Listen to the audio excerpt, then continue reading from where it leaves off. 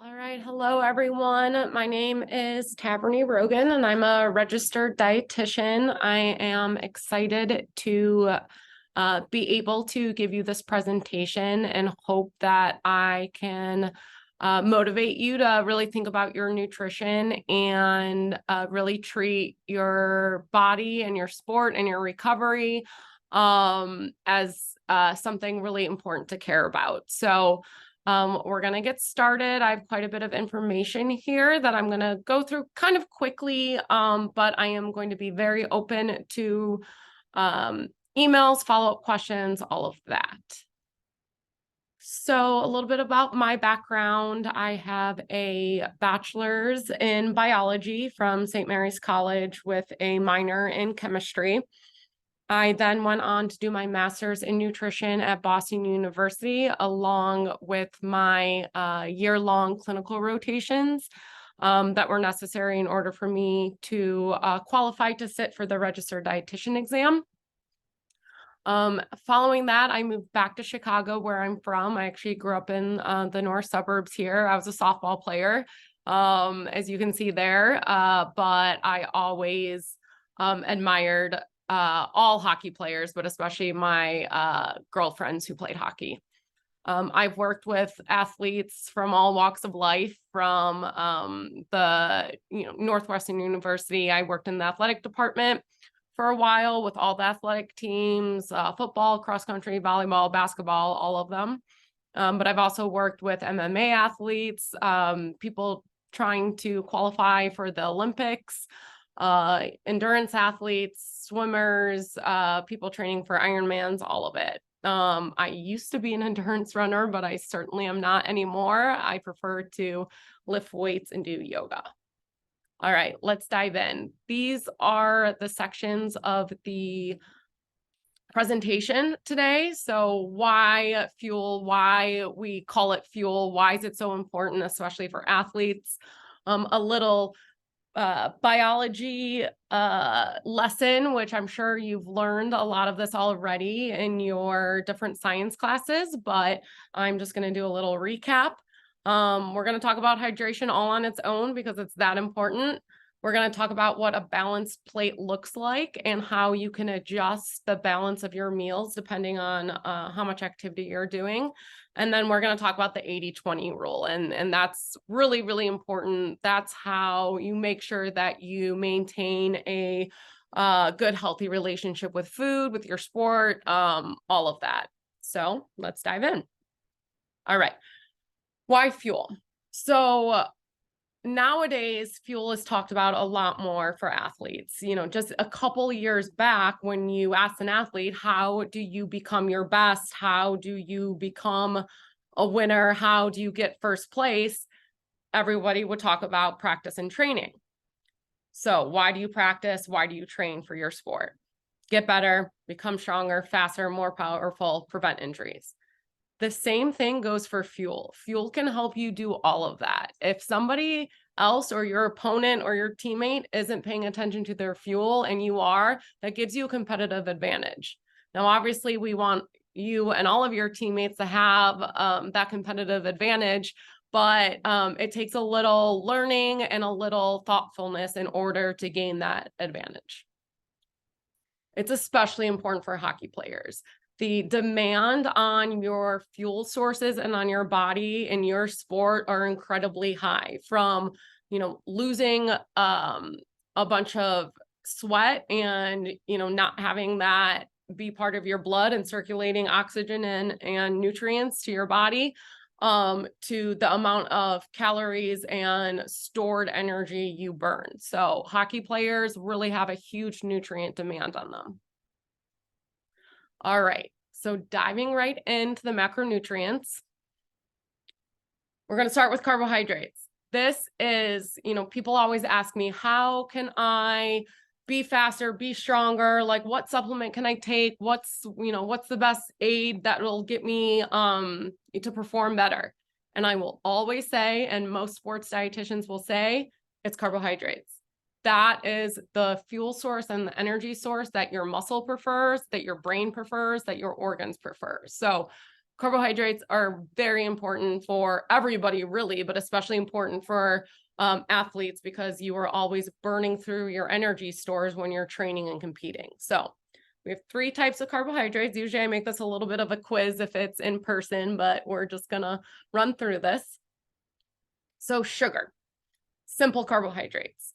From the biology class perspective, 1 to 2 units of sugar or glucose. Simple sugars are found naturally in fruits, veggies, milk, and milk products, and they're also added to processed foods. So, it's what you're thinking, cookies, candy, ice cream, all of that. That's added as sucrose or high fructose corn syrup or honey or whatever it may be. When it comes down to it, it all ends up being the same. Your body can recognize high fructose corn syrup differently. Our body processes fructose differently than the other OSAs, but as much as people think that honey is way better for you than white table sugar, your body doesn't know the difference.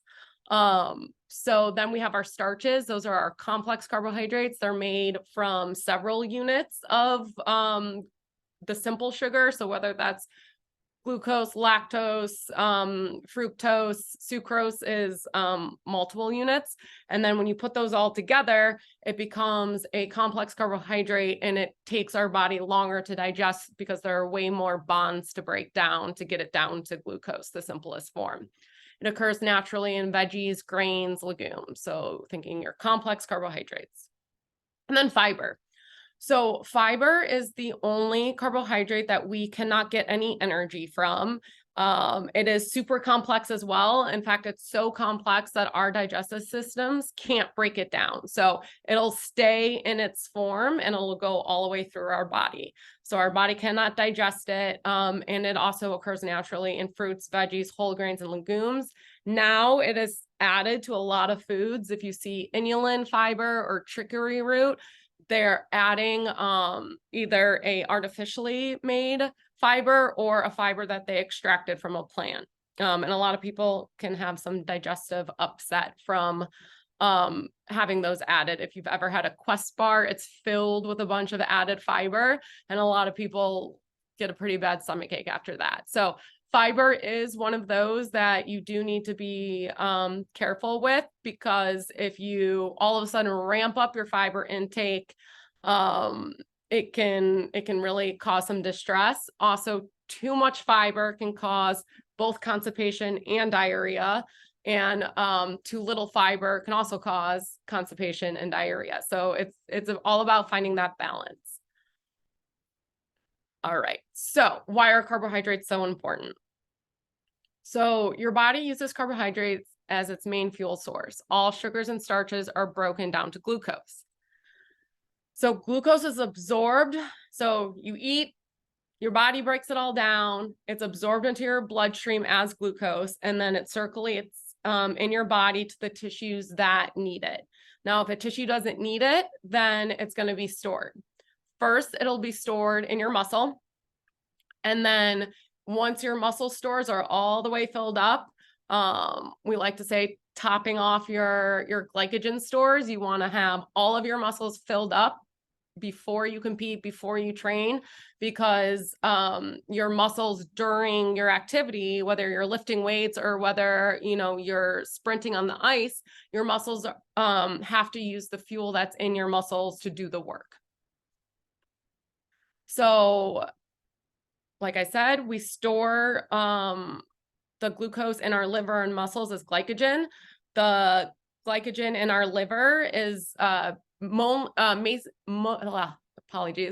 mostly used to make sure that our blood sugar is staying high enough, or so that we don't faint or we don't go into cardiac arrest or anything like that. So your liver is sort of like the maintenance, and then the glycogen in your muscles is used to do the work. So we need glucose. We need glycogen to walk, to digest food, to breathe, to think, to perform. So this is what helps us perform. So if you're not getting enough carbs in, this is what you might look like on the ice. So inadequate carb intake leads to fatigue, muscle catabolism, so losing muscle tissue. And I know, you're working hard to make sure you've got that muscle so you can be strong and fast and powerful on the ice. Our sources of carbohydrates also provide a lot of vitamins, minerals, and antioxidants. So you're thinking like your plant foods, your fruits, your grains, your legumes, all of that. Those are all super nutrient dense, anti-inflammatory foods. So when you are fueled properly, like I said, you're getting some energy from your blood glucose. That's sort of what you've eaten recently.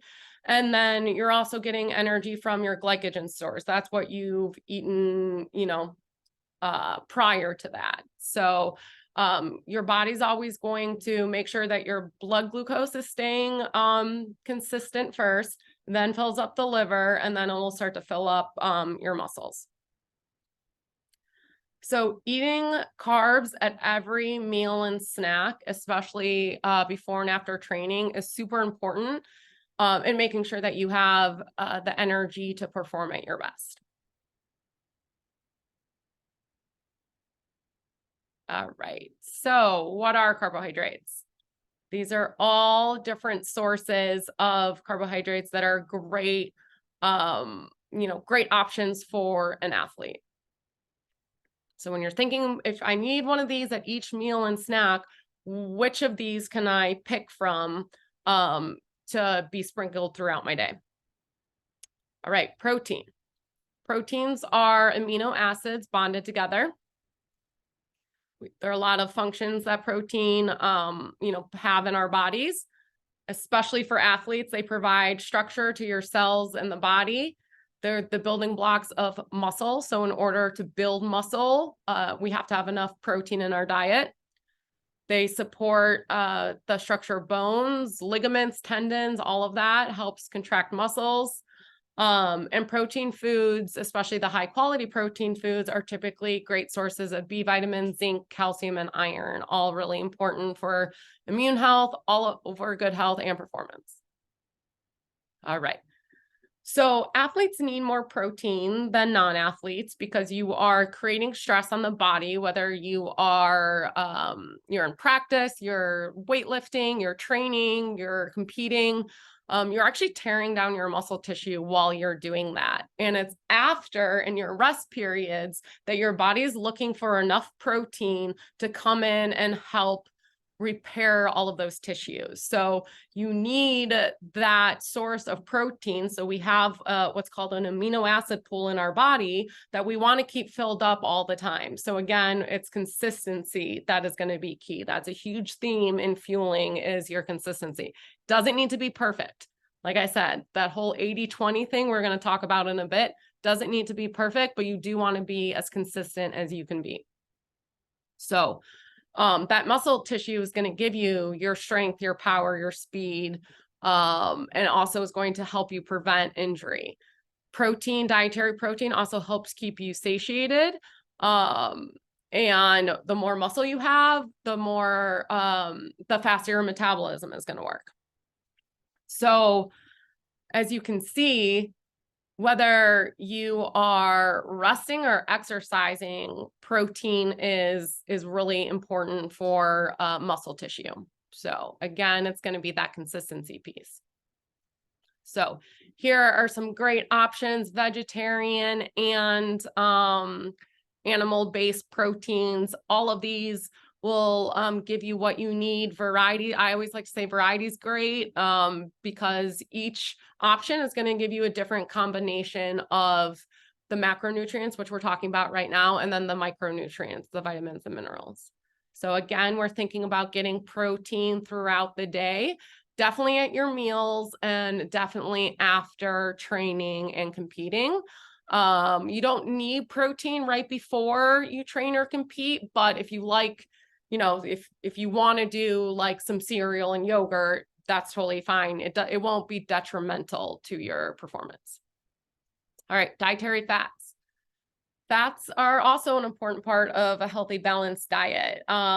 You're all lucky you weren't around probably for when the big low fat craze was everywhere, and it was non-fat this and non-fat that, and Um, people were afraid to eat fat, thinking that it was fat alone that caused weight gain, or it's fat alone that caused heart disease. But it's all about the picture as a whole.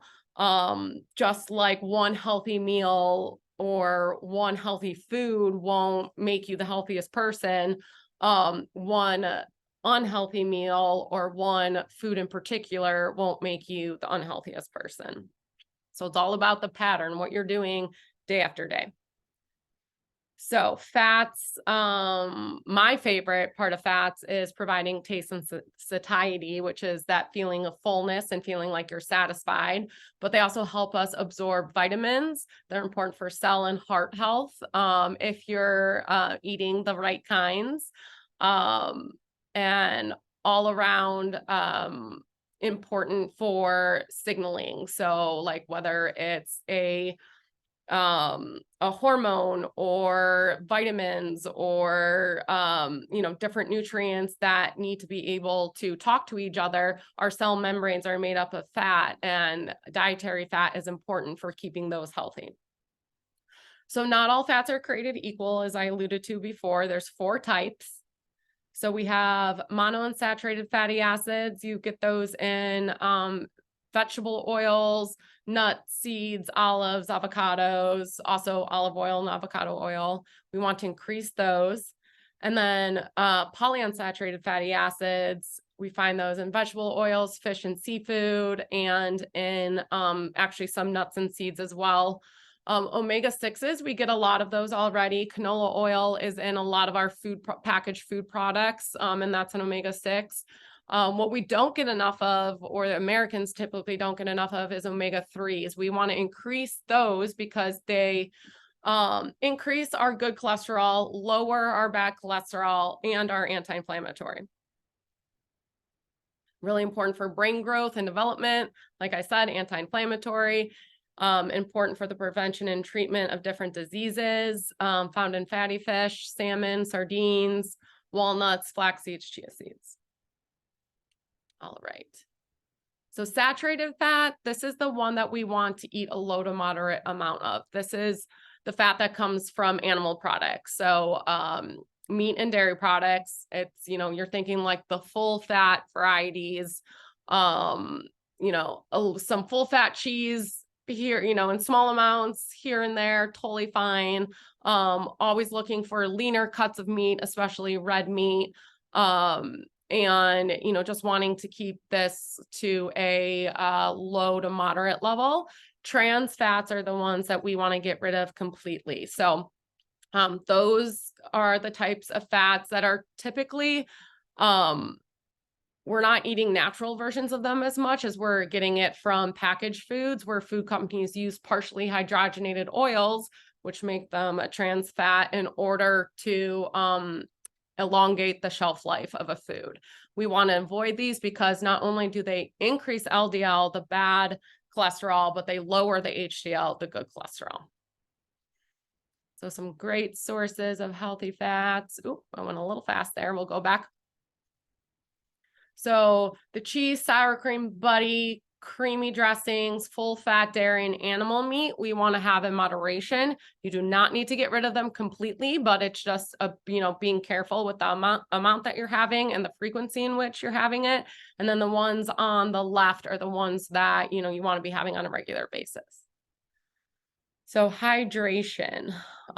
This is a big one. I know it's talked about a lot more nowadays, but back when I was a serious athlete, we didn't talk about it too much. It was just sort of like, make sure you drink in between innings, but it's really something that you should be thinking about all the time. Or I guess between periods for you guys, or anytime you're back on the bench going in and out. So our body's made up mostly of water. So that means that we have to, and we lose that water. So we need to replace that water. It's really important for performance and overall health. So the goal with being properly hydrated is to delay fatigue and maintain mental acuity, regulate our body heat. That's the whole sweating thing, helps us regulate our body heat, satisfy thirst, and prevent significant weight loss from sweating. And then improve our ability to recover quickly from training and competition. we're looking to drink 1/2 to 1 ounce per pound of body weight. So I usually like to say, start with your first goal of getting half your body weight. So if you weigh 200 pounds, you want to try to drink 100 ounces a day. And then as you get really consistent with that, you can start adding more for each hour that you sweat. So if you've got 2 hours on the ice, you want to add 8 ounces for each of those hours. So you would try to up it. So one way to tell if you are doing a good job besides tracking the ounces is what your urine looks like. So we want to stay in the between 1 and 3. Your urine does not need to be clear. There can be a yellow tint, but we don't want it to start to become darker.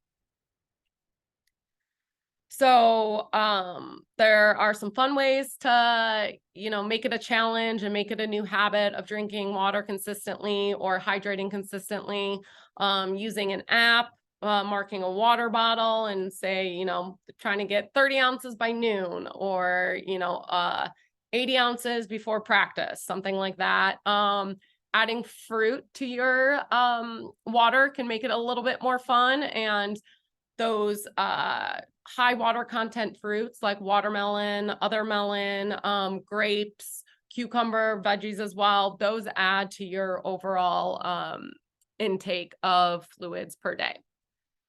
So another easy way to do it is always make sure you've got a big glass of water at every meal and snack, at your desk in school, at your desk at home, anywhere you are.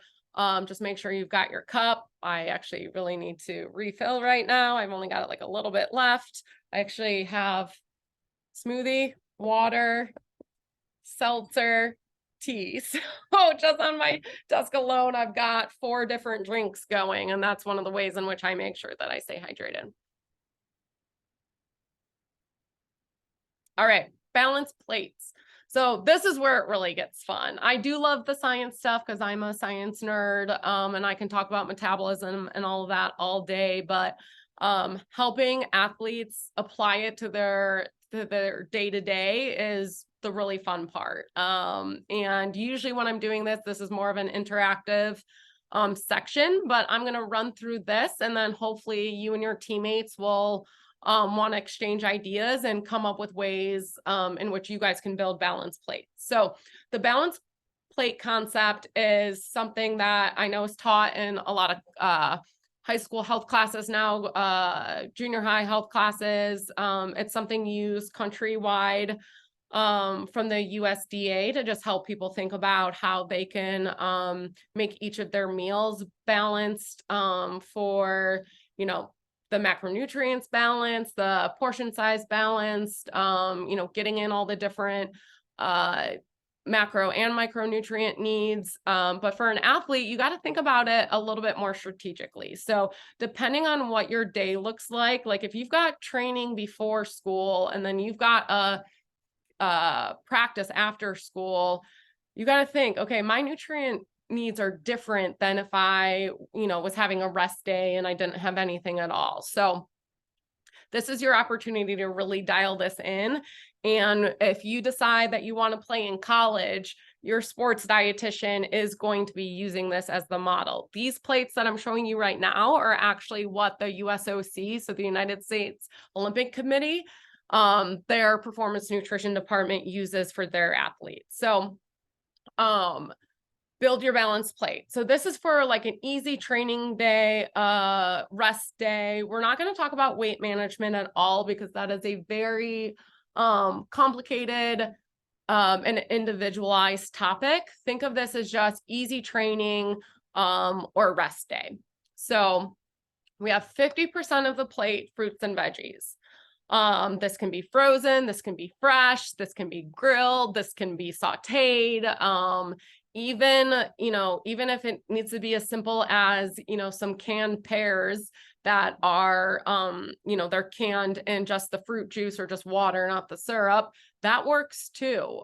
Frozen veggies are just as nutritious as fresh. Sometimes they're even more nutritious because they've been frozen at like the peak of ripeness. And a lot of times, as you can tell, the fruits and veggies in the grocery store in the fresh section aren't even ripe. So they were probably picked before they got to peak ripeness, which is the time when, all the nutrients have really, come up into the food. So fruits and veggies, really important for recovery, important for fiber, important for digestion, giving you lots of vitamins and minerals. And then 25% of the plate is going to be those complex carbohydrates we were talking about, the grains, the legumes, the starchy veggies, and then 25% lean protein.